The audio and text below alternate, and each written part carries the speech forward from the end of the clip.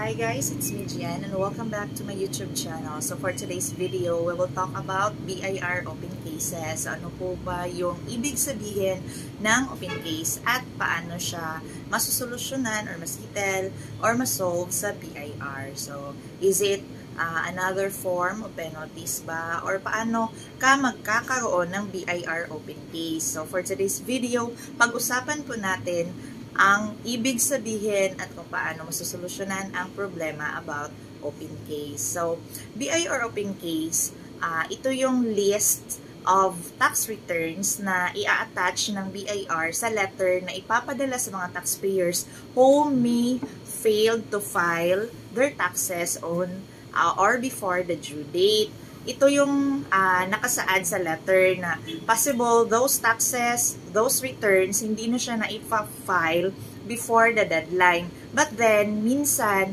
merong mga failure lang sa system na may mga payments naman kayo or may filing naman kayo ng mga taxes na yon, but then hindi siya na-encode or na-record sa system. So, lumalabas pa din siya as open case sa BIR. So, yun yung ibig sabihin ng mga open case. So, what you need to do, kailangan yung mag-visit sa RDO kung saan nabilong yung business nyo or kung sino yung BIR branch na nagpadala ng case sa inyo, tapos i-check nyo sa kanila, dalhin nyo yung copies ng mga taxes returns kung meron man kayo. So, kung kaya nyong i-provide, i-present nyo, magdala kayo ng copy, photocopy, or dalhin nyo din yung original copy. So, kung kailangan nilang i-encode para mawala yung open case, or maybe kung hindi talaga ninyo nabayaran, kailangan yung bayaran with compromise penalties. So,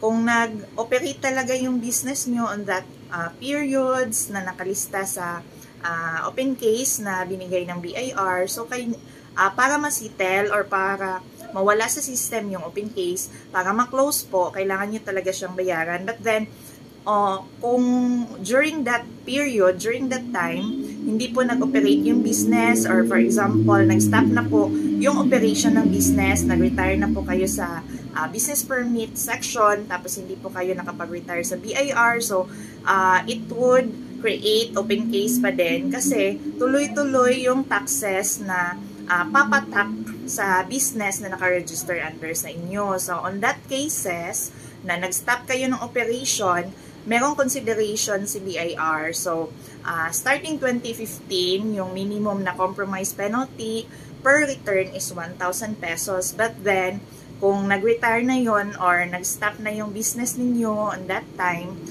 minsan, pwede siyang i-allow nila na 200 per return lang based on the pinaka-list na compromise penalties, yung old na law, 200 pesos dati, pero starting 2015 kasi, minimum is 1,000 na. So, kailangan yung i-present sa BIR yung retirement nyo from the business permit to prove na nag-stop na talaga yung operation para ma-minimize yung penalties. Kasi, yung open case, hindi siya nawawala sa system ni BIR hanggat hindi siya nabayaran. So, yung pinaka-list lang, pwede nyo siyang itry kung kaya na 200 per return.